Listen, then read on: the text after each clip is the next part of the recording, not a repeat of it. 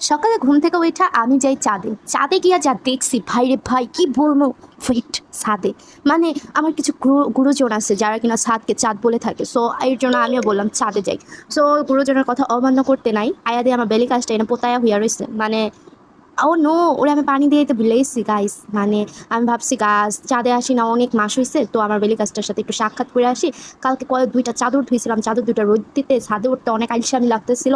এই কারণে চাদর ২টা একটু রোদ দিয়ে আসি। দেন আমি আইসা দেখি আমার বেলি গাছটা চিতোয়া হইয়া রইছে। আর এখানে টাইম ফুলগুলা মাশাআল্লাহ দিলে যেই সুন্দর করে ফুটছে, ক্যামেরা থেকে বেশি ভালো লাগছে একদম বাস্তবে দেখতে। আর এই ফুলগুলা মাশাআল্লাহ দিলে অনেক, অনেক, অনেক সুন্দর লাগতেছিল।